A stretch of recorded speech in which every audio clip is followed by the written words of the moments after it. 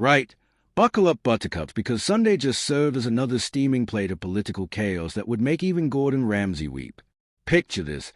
Keir Starmer, our beloved Prime Minister, probably sitting in number 10 with his morning tea, scrolling through the news like, oh, brilliant, what fresh hell is this? Because let me tell you, when protesters are literally grabbing each other by the throat outside your front door while demanding your resignation, you know it's not going to be a quiet Sunday roast kind of day. Now, I know what you're thinking. Hold on, did Starmer actually weep? Well, stick around because we're about to dive into a story so bonkers, so absolutely mental, that if I told you this was a rejected script from the thick of it, you'd probably believe me. We've got throat-grabbing, water-throwing, mass arrests, and enough political drama to make Love Island look like a documentary about librarians. So what actually happened? Well, imagine if you took the most heated family Christmas argument you've ever witnessed, multiplied it by 1,000, threw in some Israeli flags, Palestinian chants, and plonked the whole mess right outside the Prime Minister's front door. That's essentially what went down on Downing Street this weekend.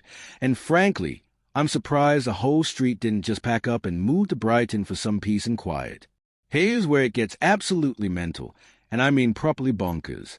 We had two completely opposing groups of protesters basically having what can only be described as the world's most politically charged game of rugby, except nobody agreed on the rules and everybody was furious about it. On one side, you got families of Israeli hostages marching to Downing Street, absolutely desperate for Starmer to do more to get their loved ones home. Heartbreaking stuff, genuinely. These aren't your typical weekend protesters with nothing better to do.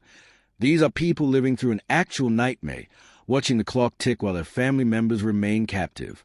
But then, and this is where Sunday went from challenging to absolute bedlam, a group of pro-Palestine activists decided this was a perfect moment to crash the party with chants of free Palestine. Now, I'm no expert in timing, but showing up to a hostage family's march with counter-protests is like bringing a vegan sausage roll to a barbecue, technically allowed, but you're definitely going to ruin everyone's day. And here's where things got properly tasty, because apparently someone decided that civil discourse was overrated and thought, you know what this situation needs? Some good old-fashioned throat-grabbing. Yes, you heard that right. One bloke reportedly grabbed another protester by the throat for several seconds while throwing water from a bottle. I mean, we've all had our moments, but this guy basically turned a political demonstration into a low-budget action movie scene.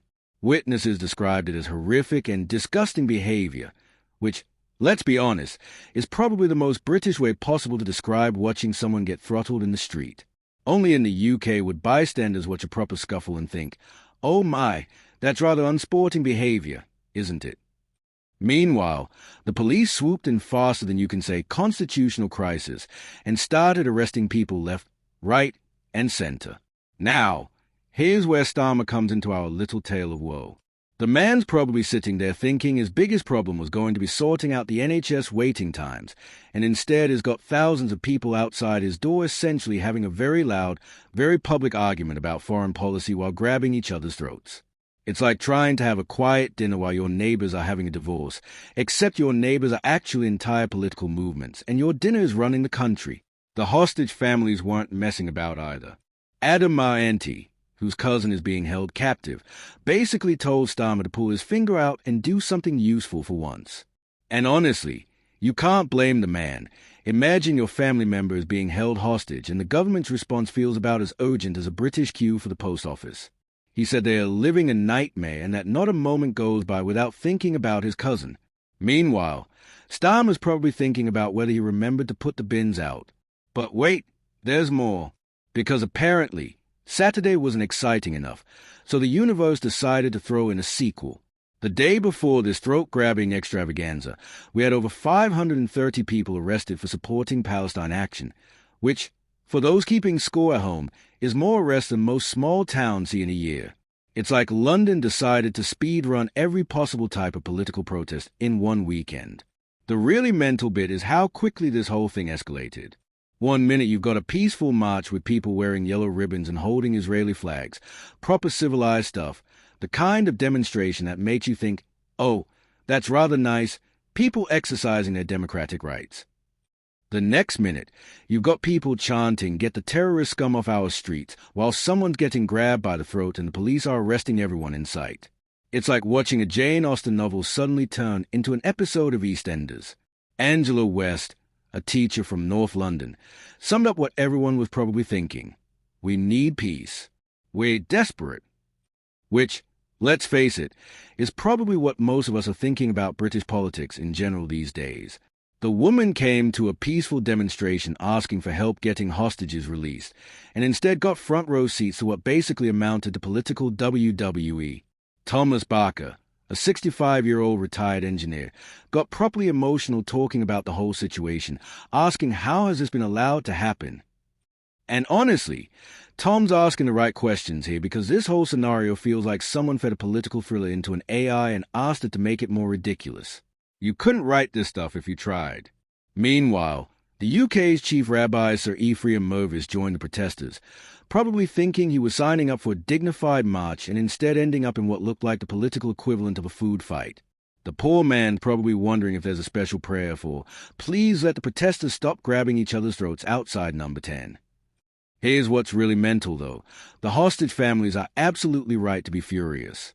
They are living through genuine hell while politicians faff about with diplomatic niceties.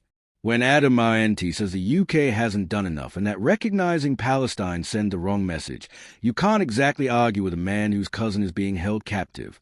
It's like complaining about the service at a restaurant while the building's on fire. There are bigger problems at hand.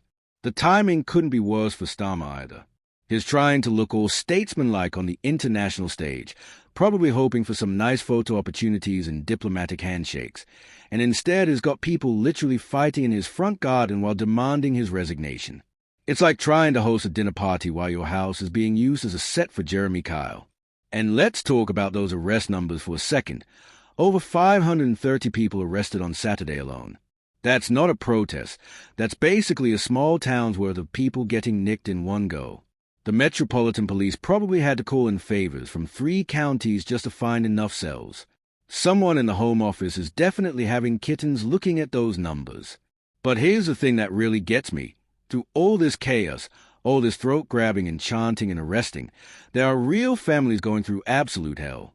While we're all getting caught up in the political theater of it all, there are actual people whose loved ones are being held captive, and they are watching their government seemingly bumble about while their worst nightmares continue. The protesters today weren't wrong when they said Starmer needs to do more. When you got families literally begging on your doorstep while chaos erupts around them, maybe it's time to stop worrying about diplomatic protocols and start actually doing something. But then again, this is British politics we're talking about, where decisive action is about as common as sunny weather in November.